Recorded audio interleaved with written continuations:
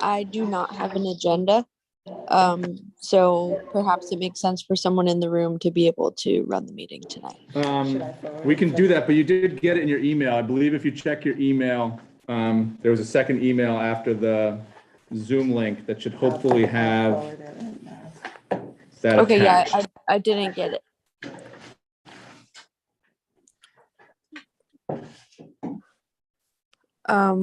I think I do have to jump off at 6:30 as well, because I have a conflict this evening, just so you all know. Well, I will be happy to do it for this meeting. Okay, great. Can you take notes on your side? Until 6:30. 6:30? Wonderful. Yeah. I think we got a short meeting, so we should be able to do it. Okay, great. Thank you, Rebecca. All right, so the meeting has been called to order. Can we do a roll call of board members? Ravonda Smith, chairperson. Here. Claire Cousins, vice chair. Here. Rebecca Wolf, treasurer. We don't have Rebecca Wolf on. Anthony Bennett. Here. We have a quorum. I'm also here, Rebecca Boer. Oh, sorry, I skipped you when I went over Rebecca there. Sorry, Rebecca. Can I have a motion to approve the meeting minutes from the April 18th, 2022 meeting, please? I will make that motion. We have a second. Second. Carries. Do I have a motion to approve the, all in favor? Aye. Any opposed? Anyone opposed? Motion carries. Motion to approve the accounts payable and board reports for April 2022. I did look them over, but I always like to say to anyone that didn't have the time or didn't look at them, we can always table it. I just still haven't received that email or those documents. So I have not seen the accounts payable this month. Have you checked just since the meeting started, just to double check, because it is, I have it. No, I see what happened. It got sent to her housing authority email. Oh, it's in your HHA email, Rebecca. I just sent it to her right now. Forward it to me also, Wanda, please. Yeah, it should. I have email forwarding automatically, so it should all just be there.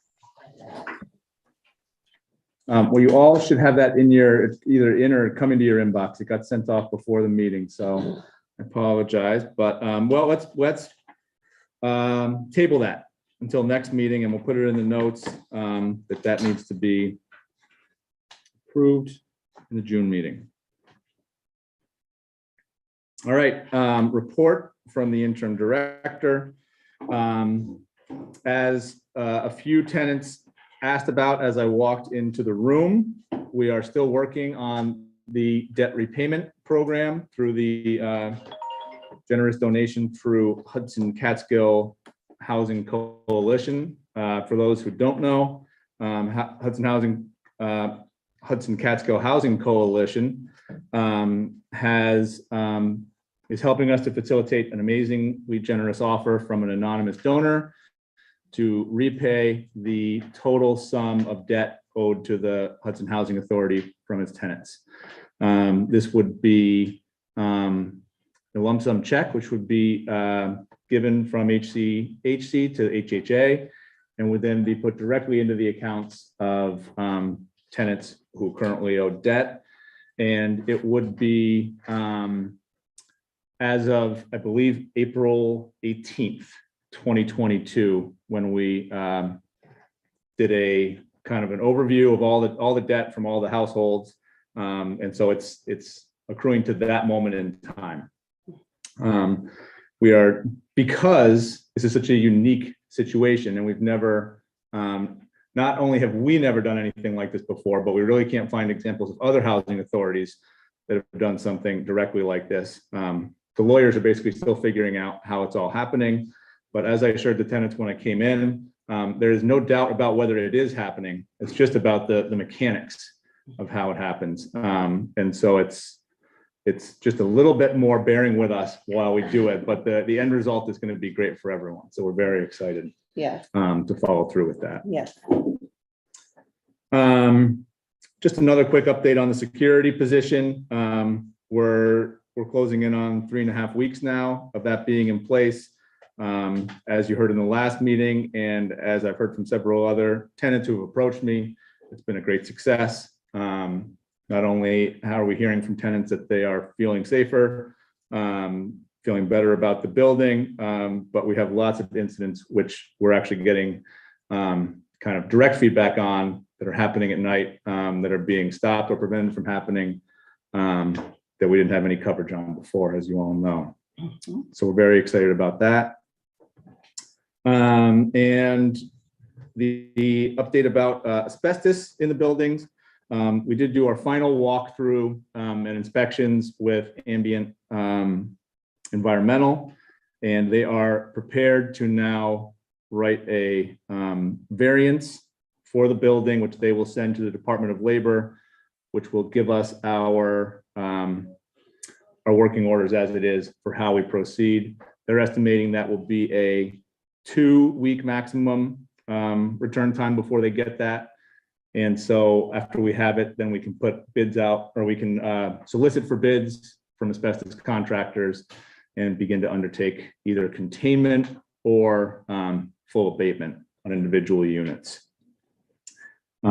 So as we've said in the past, slow process, but moving along, and obviously important. And I'll remind everybody that there will also be training session for our staff to make sure that when staff come into anyone's room or flipping rooms when a tenant leaves, and before another tenant moves, that they know how to inspect the unit properly to make sure if there is potential for exposure, that we're highlighting that, and an education campaign for tenants, so that tenants know what to look for in terms of any kind of potential exposure that could be in someone's room.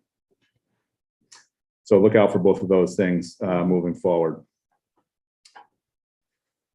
So that's it for my existing business report. Then we can move on to new business. And we're going to get an update from Chairwoman Smith on the Executive Director candidate recruitment process. Yeah, this has been such an amazing process. I got to learn so much and meet so many different amazing people.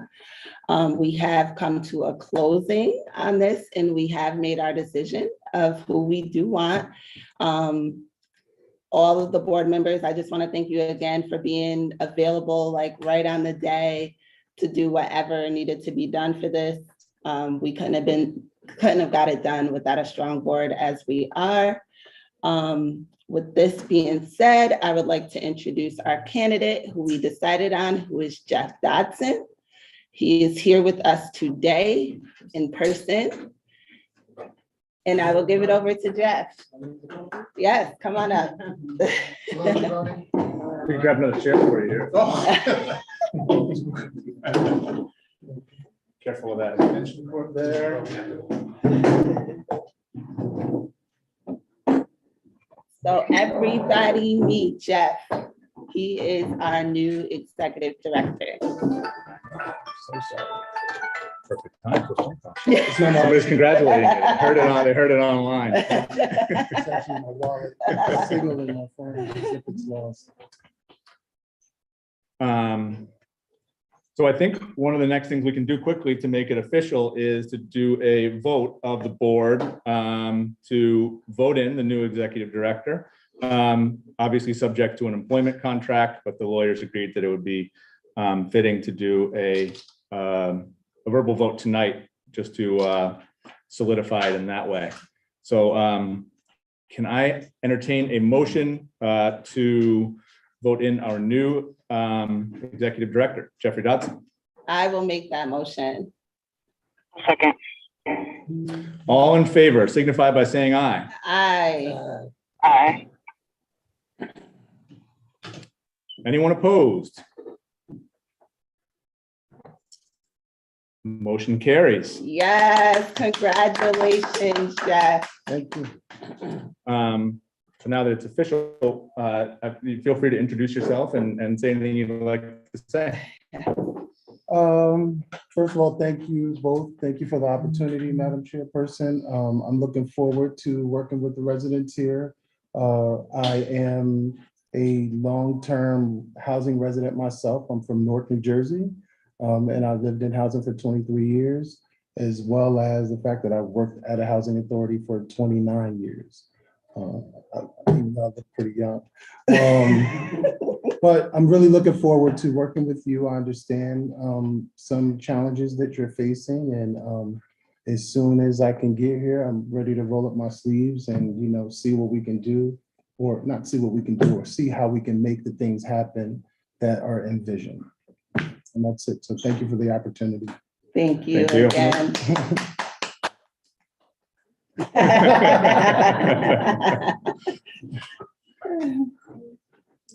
Well, we are obviously very excited to have you on, and I think this is going to be a very exciting new phase in Hudson Housing Authority's future. And we do have one question from a board member, Claire Cousins, our vice chair. Go ahead, Claire. I just wanted to thank Jeffrey for coming aboard and joining the team. And also thank you, Nick, for hopping on when you did in a time of need and showing up for us the way that you did, keeping, you know, the ship floating. And it was very nice of you to do that for us, and you did an amazing job. She hit me on it. I agree. Thank you, Nick. Yes. And welcome, Jeffrey. Yes. Thank you. Um, I don't mean to jump in, but can we give Nick a round of applause? Yes, we can.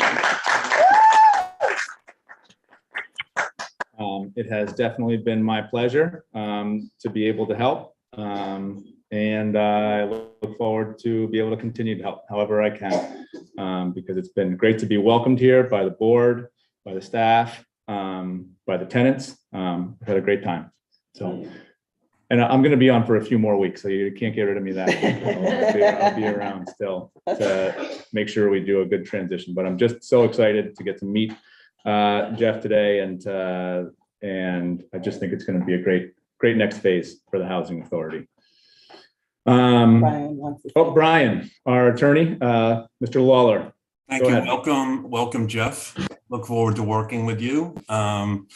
You interviewed very well, I heard, and but I wanted to second what everybody said about Nick. What a great job he's done, and a round of applause is really not enough. But I do have a question. Looking at you, did you only shave once we hired an executive director? Is that some kind of thing? I'm never going to shave until there's a new executive director or anything like that, because you look good without the beard. But thank you. Yeah, that was the policy. It was like the hockey playoffs. You can't shave until you win the Stanley Cup. So for me, it was you can't shave until we get a new director on. You caught me. Jeff, nobody's happier than Nick. So welcome aboard, Jeff, and thanks, Nick. We'll look forward to working with you. Same.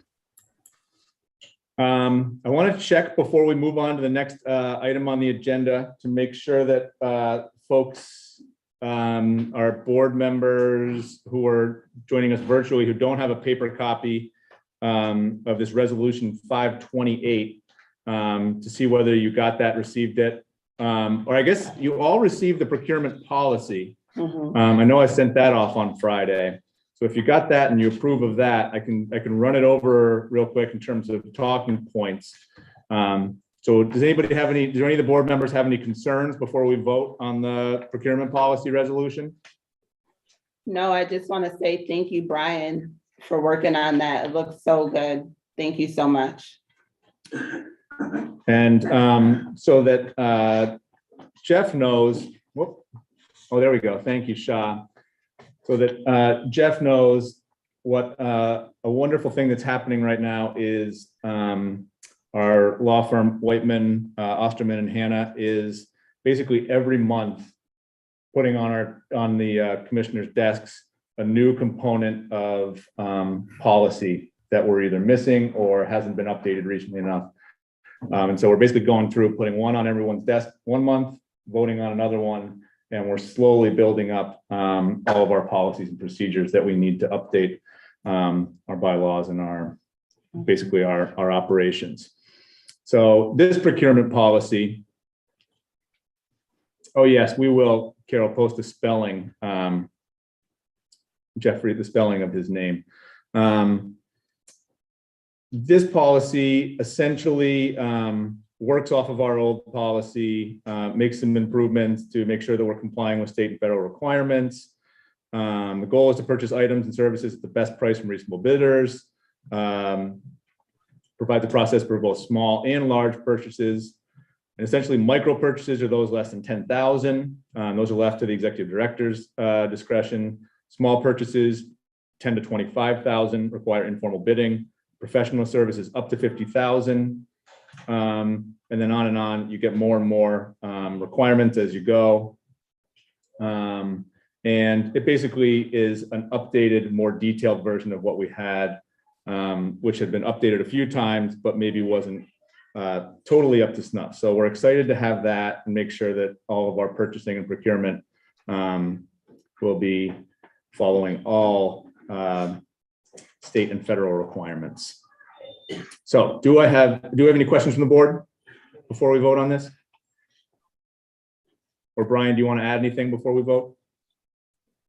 No, I think you did a nice job. I think it's important that one, it's a clear. I tried to make it as clear as possible so that it makes procurement not only easy, that we don't have to have a question every time that we have to spend funds, but also is clear and responsible. That'll help you get the best bidders at the best prices. Great. Do I have a motion to adopt this resolution? Resolution 528. I will make that motion. Do I have a second? A second. All in favor of adopting this resolution, signify by saying aye. Aye. Aye. Anyone opposed?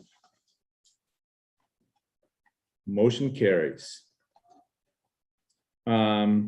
We do on the agenda have an executive session, but what I would like to do before entering that, since we do have a robust showing of tenants here, is to do public questions so that we don't have to make everybody go and wait for the executive session to come back in. So I would like to open it up to comment for anyone who has any questions or comments here at the meeting or online. Oh, yeah. Nick. Yes. Okay, so I got some grievances from some of the tenants. Okay. One of them who was sitting here with us today, she's not too happy about what's like going on in her apartment. She said there was mold that was painted over. And it's been going on nonstop. Also, mold in the bathroom wall, around toilet. Walls at bottom with holes that we can't move but must be waiting on list. Explain to them, so 'cause I can't understand. I've been here for a number of years, but I was just recently placed on my partner's lease. And we requested a bigger, either 1 bedroom or 2 bedroom apartment, and was told that we have to be placed on the waiting list. She's been in this building for a little over 9, maybe 10 years. And I've seen several people move from their apartments that have moved in the building and moved from the original apartment. So, I did ask about it, and we were told we have to be placed on the list. It's a very small, next to the elevator, very small, and I'm a very large woman, and I do tend to bump into the walls, and a lot of the sidings on the walls are not fixed, and even on the bottom where the boarding has been for one reason or another. And with the bathroom, the back of the toilet, it looks like it's just been thrown together. I honestly haven't sent we haven't sent any paperwork downstairs recently about the situation, but, I have been concerned about the maybe possible mold that's in the bathroom, because we both suffer from, either, some breathing problems. So that was my concern. That's definitely a real concern. What I would say is, I would like to grab your name and all your information. I guess we may have it on a form here. Yeah. When they go into executive session, I'm not a part of that, so I can step out and we can gather more information. But obviously mold is a serious health issue. And so if there is any mold, anything like that, that has to be taken care of immediately. Tested for the asbestos, because I've only, heard in paper or writing, but no one has ever come. Have they tested each apartment in the building? So it's not a matter necessarily of testing units. The issue with asbestos is that building materials that were used in the original construction of the building could possibly have contained asbestos. So we know that there's a possibility that in any unit or any room in the building, there could be asbestos either in the floor tiles, the mud that was used, or the joint compound in the walls, or in the popcorn ceilings. When it's just sitting there, it has zero danger to the tenants. But if for different reasons, there's a hole in the wall, there's damage, that's when there's the risk of exposure. Just because there is a hole or something there doesn't mean that that risk is there, but that's when we want to come in. We can test it. If it seems like a great risk, we move people out immediately before we even get the inspection, because it is such a real concern. Then we do our tests, we remediate it, and then get people back into their rooms. So what we can do is, I'm happy to talk you through it beforehand, but like I said, there is going to be this informational campaign that's really making clear to the tenants what the potential for danger and exposure is and how to know in different places in your apartment what that is. I don't mean to cut you off. No, it's fine. I read the report on the water content, what's approved and what's not. And for about the last month or so, the water is white. And then once it sits, it settles out, the sediment settles out. And normally it'll be like this if you run the water, if it's a little white. Maybe it's the fluoride or the chloride that's in the water. But ours stays like for a minute or so. So what that is, I believe, when you have your water looking white and then it all kind of gets out of there but doesn't settle to the bottom, Right. those are air bubbles. And there's all kinds, because we have so many floor and water being pushed to so many different places, you can have that where you have kind of air essentially trapped in the water, and that's how you'll see it. It'll be bubbles on the side, or it'll all evaporate out. But as long as there's nothing settling in the bottom, then you should be in good shape, and that's just air that's moving its way out of there. But we can also talk to maintenance about that. Okay. Thank you. Thank you. And then we have Leona Muhammad, who's in 212 now. They had moved her because she has asbestos in her apartment. Yep. She was in 5 on the 5th floor. Yep. And then they moved her to the 2nd floor. She sent me pictures. In her apartment, there's like mold that they painted over as well. They took a toilet, put another toilet in her, in the apartment she's in now. Didn't put any corking in it, so it's leaking all over her floor. So when it flushes, it's like literally going everywhere. What she what's that mean? There's wires coming out of the ceiling that she went to them multiple times and said things need to be fixed, and still nothing's being done about it. She sent me like the toilet, her walls where the wires are hanging down, and then in the bathroom, she has, Is that handicap apartment? I don't know if it's handicap, but, if you want to see them later. Yeah. But all the pictures are here that she sent, and she said that she's only supposed to be there 2 months. She's been there 8 months now. What's going on? She couldn't be here today because she's watching her grandson, so she's not in the building. So that's why I said I would speak about it at the meeting and let them know. Well, those are obviously, if toilets are flushing and any kind of water's coming out of a toilet, that's a serious health issue. Exposed wires, again, serious safety issue. So I would like to I'm glad that you are helping to facilitate this and taking notes Yeah. and getting tenants to write down things that for whatever reason they may not be writing down, and or maybe it's in addition to reports that they're giving to the front office. Well, I try to encourage them to go to the front office before they come to me, and I bring it up in a meeting. Yep. So it is addressed, and I let them know, so we have it on paper, so we know it's being addressed. And then, all right, so I'll give you that information, and then the elevators, a lot of people are concerned because one of the elevators aren't working, and what happens if we have an emergency and we have to get out of here fast enough? What are we supposed to do with one elevator?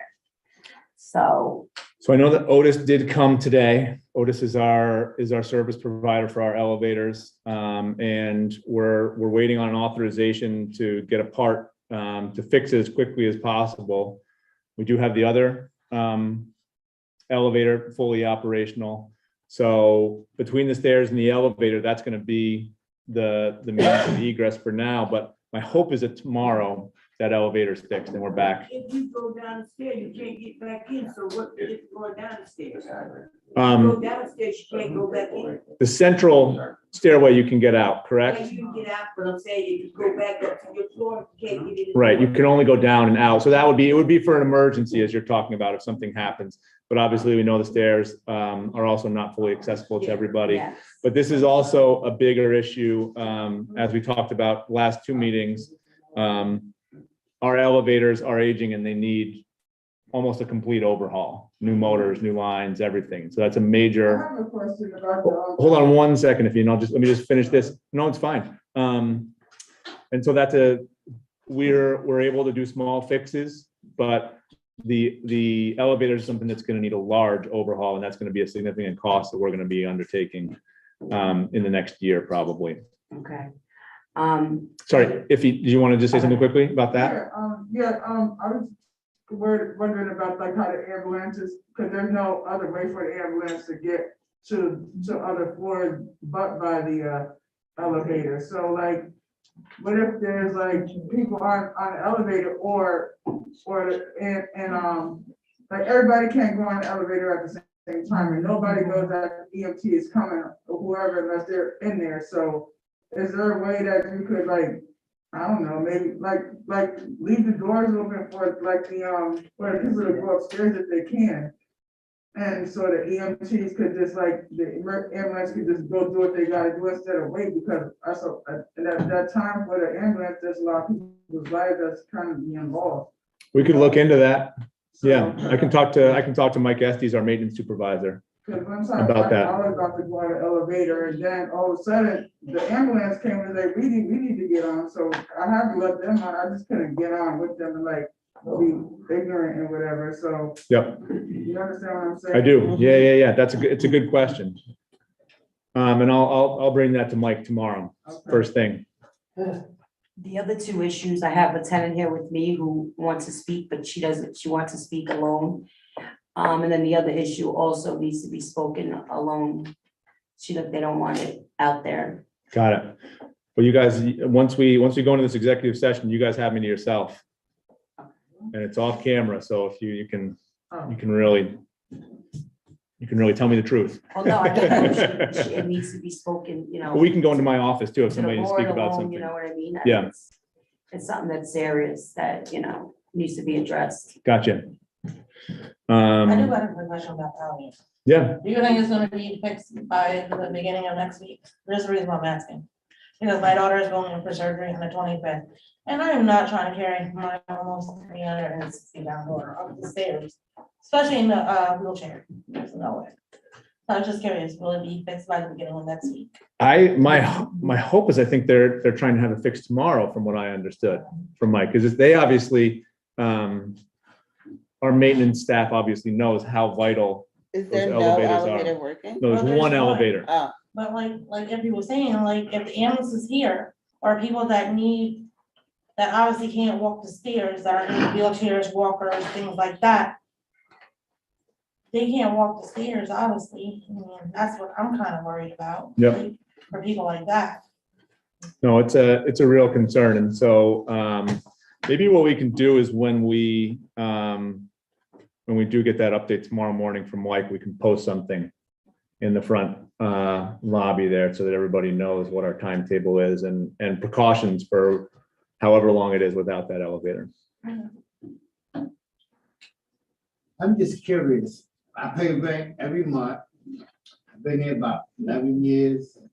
What do y'all do with our rent money? I mean, there's no like refacing of the cabinet, new countertops, things of that nature, the vanity in your bathroom. Would that ever, is there a time limit where y'all supposed to just change this, whether you need it or not? I mean, I've been like I said, been here like 10 years, and nothing never been changed.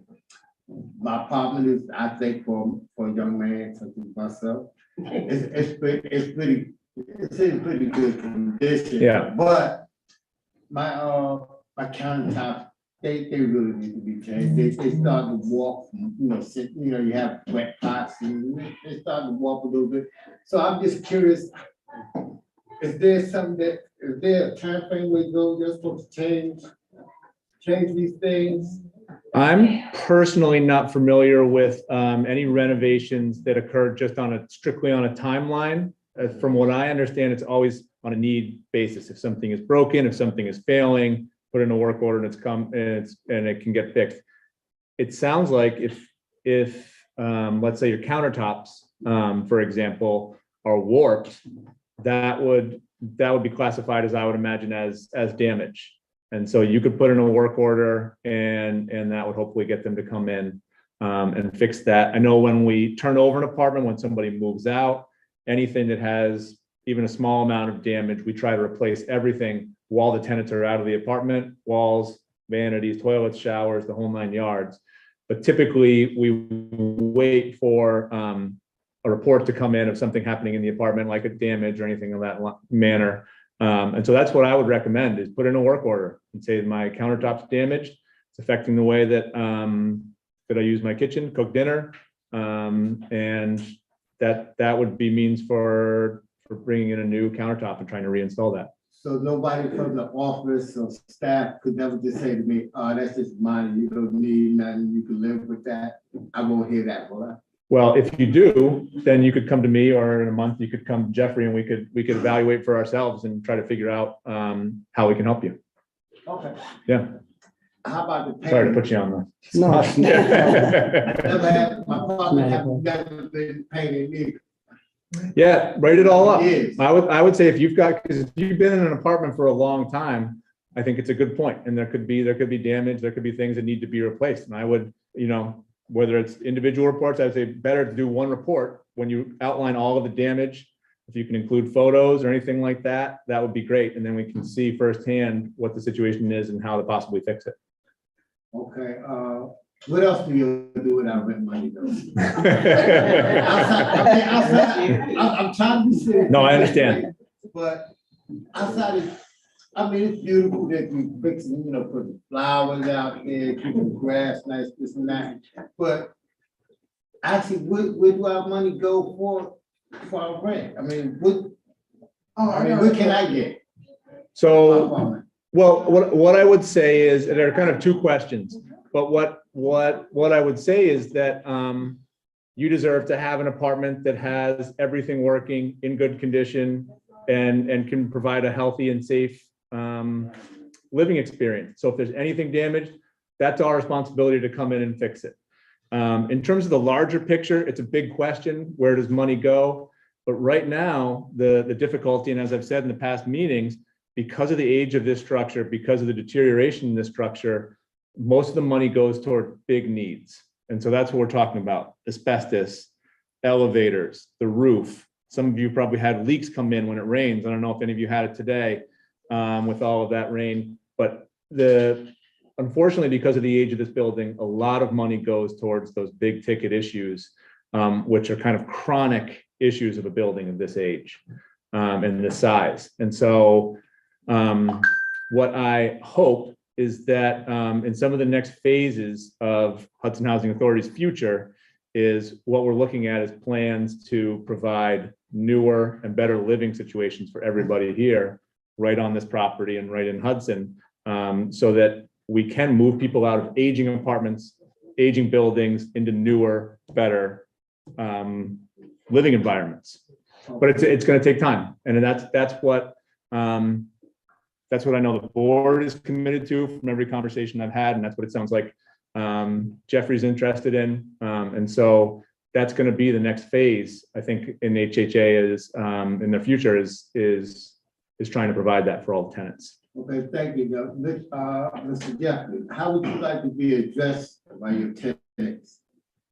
By first name, last name? You can call me, just Jeff is fine. Jeff is fine? Yeah, that's fine. Open door policy. Well, I need to see what's happening when I get here, because you may want me to close the door to get some things done.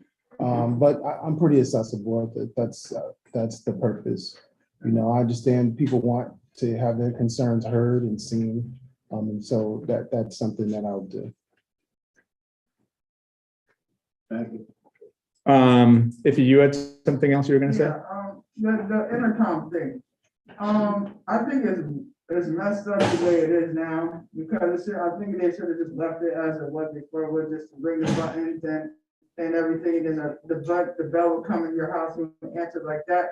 But now they dolled it up with all these phones now. So like if you don't have no minutes on your phone, or if you don't have your phone at all, you can't get in, in the building. That's unless you don't have your key. That's Right. if you don't have your key, or if you have your key, whatever. Because sometimes I don't keep up on my phone, which is my business, you know, and I don't have minutes on it. And so like if somebody rings my bell, I won't know, because it won't go through my phone. So how would I know if somebody trying to get in contact with me or come see me or whatever, and I don't have no minutes for my phone is like dead.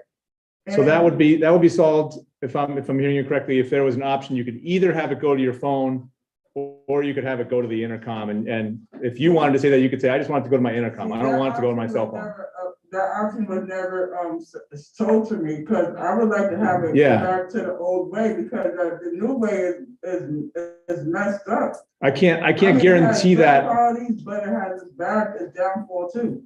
I can't guarantee it, but that's something I'll look into to see whether that's an option or whether it's one or the other. But I'm just not familiar with exactly how that works. But I would. I'm saying it goes to everybody's phone. Everybody Right. doesn't have a phone. Everybody doesn't pay attention to their phone, but they pay attention to their bell. Gotcha. They hear it. You know, I mean, Yeah. that's not their phone. They can just hear it. They'll answer the bell intercom instead of speaking to the phone or whatever. So I mean, it makes no sense to me. I'm going to look into that for you. It's like a waste of time. Thank you. Anything else? And like I said, for smaller questions, I'm going to be out after we go into executive session. People can come to me with smaller things. But is there anything else before we go into executive session? Or anybody attending through Zoom or virtually who has any questions? If not, I will entertain a motion. Sorry, we have one last question. Can anybody that doesn't get on Zoom or come here physically, can that person get the minutes of the meeting? The meeting. And who do you go to? The meeting minutes are public, so, and you can go right to the front office. It sometimes takes a week or two for them to get printed up and there, but anytime you can go, and not just for the past meeting, you can go back and ask for past minutes. It's all public information that not only tenants, but anybody has access to. Okay. You can always get that. Sorry. No, absolutely. Motion to enter into executive session to discuss an employee grievance. I will make that motion. Do we have a second? Second. All in favor? Aye. Aye. Anyone opposed? For those either in person or online, we will come back and notify everyone, or I guess the board will notify everybody if there's any action taken. But I'll ask everyone in the room, including myself, we will leave the room. And if Shah, you could put everyone on Zoom into hold and do another room, that would be great. We'll see you in a little bit. I do. And you know what?